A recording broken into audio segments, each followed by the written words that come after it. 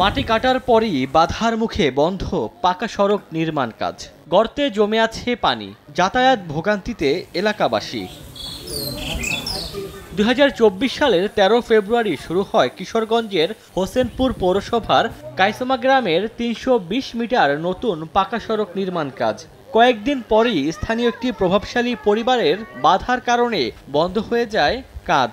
এর মধ্যে সড়ক নির্মাণের জন্য গর্ত করা হলেও মাটি ভরাট করা হয়নি। এতে চরম দুর্ভোগে পড়েন গ্রামবাসী।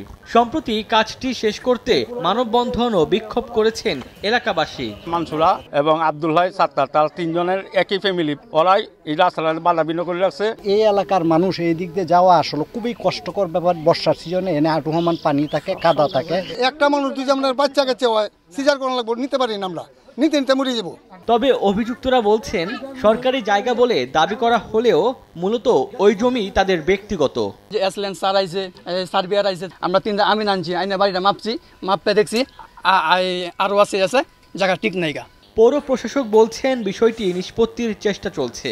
এরই মধ্যে প্রকল্পের মেয়াদ বৃদ্ধিরও আবেদন জানানো হয়েছে। আমরা চেষ্টা করছি, নেগোশিয়েট করছি যে ওনারা যদি জায়গাটা আসলে সবার সহযোগিতায় ছাড়েন তাহলে আমরা বাকি অংশটুকু নির্মাণ করতে পারব। সড়ক নির্মাণ প্রকল্পের মেয়াদ গত এপ্রিলে শেষ হয়েছে, আর প্রকল্পে ব্যয় ধরা হয়েছে ৪১,৫০,০০০ টাকা।